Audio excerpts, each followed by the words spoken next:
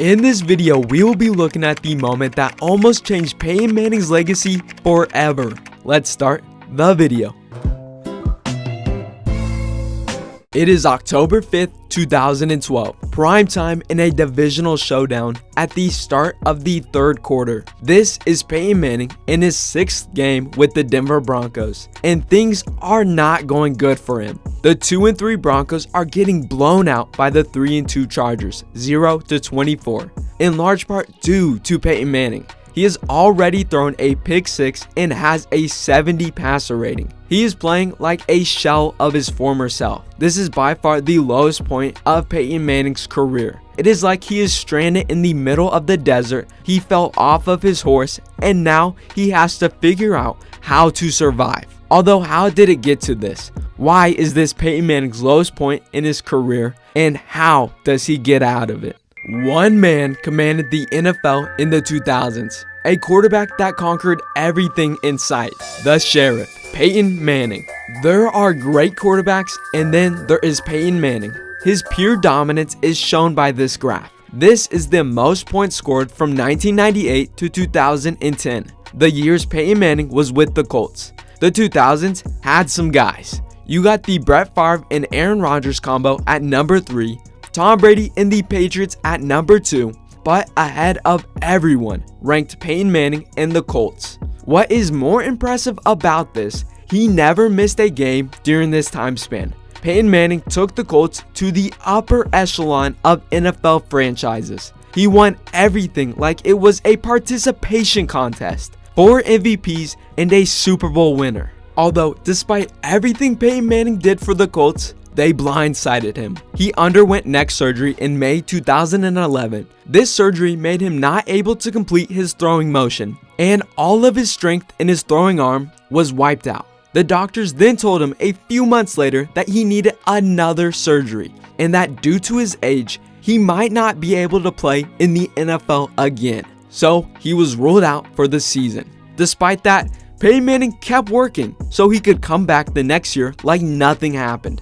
The Colts did suck without Manning, so they earned the number 1 overall pick in the upcoming NFL draft. Then, on March 7th, 2012, the Colts released Peyton Manning. They decided to turn their attention to the draft to find a newer and younger quarterback. So, after 13 stellar years with the Colts, Peyton Manning misses 1 season and he's thrown out. It does not make sense. That led to Peyton Manning joining the Broncos and where we are today. Although it was as if the Colts knew something we did not. His start with the Broncos has gone pretty bad. He is no longer playing like the Sheriff, he is playing like the Deputy.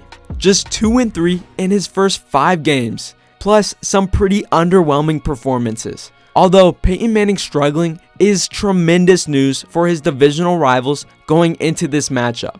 The Chargers are set to have a great season. We do say that most years, but this time it is for real. They have Phillip Rivers and Antonio Gates, one of the best quarterback tight end duos in the game.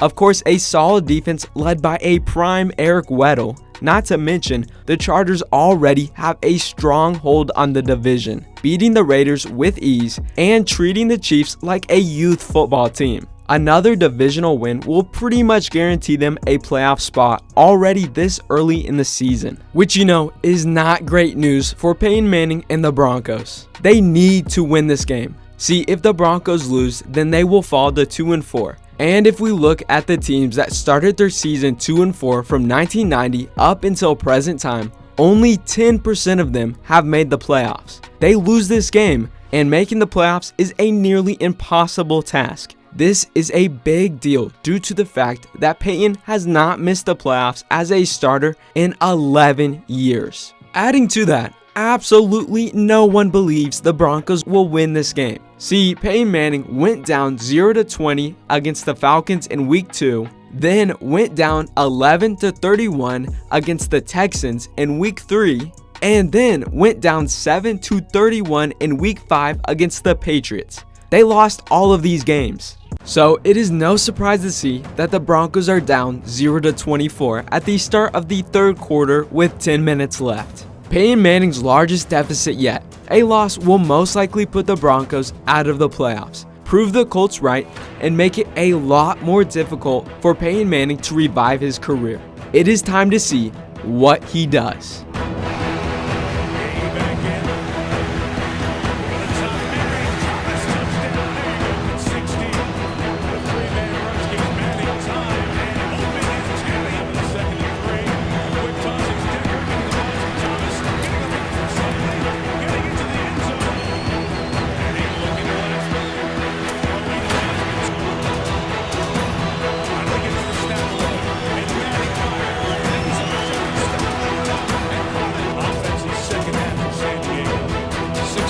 "35 points unanswered. Down 0-24, the Broncos won 35-24. Of course, this was a complete team effort, but Peyton Manning made the plays to win the game for the Broncos. In the third quarter, with around 10 minutes left, Peyton Manning hikes the ball and stays cool in the pocket. He then spots the late Demaryius Thomas downfield in double coverage. Peyton fits the ball in a tight window in between two defenders. A perfect throw followed by a great catch. This play started the Broncos' comeback.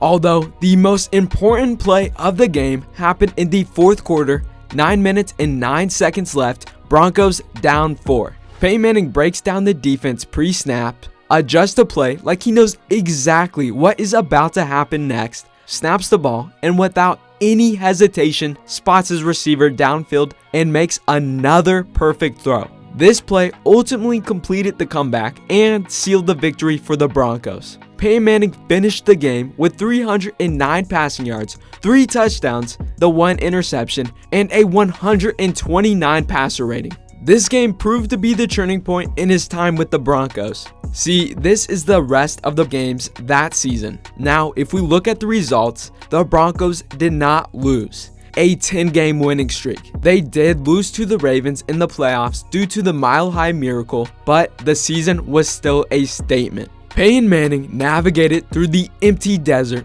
and managed to survive. He won Comeback Player of the Year, earned an All-Pro spot, and finished second in MVP voting. But more important than all of that, he became the sheriff again, and the rest is history.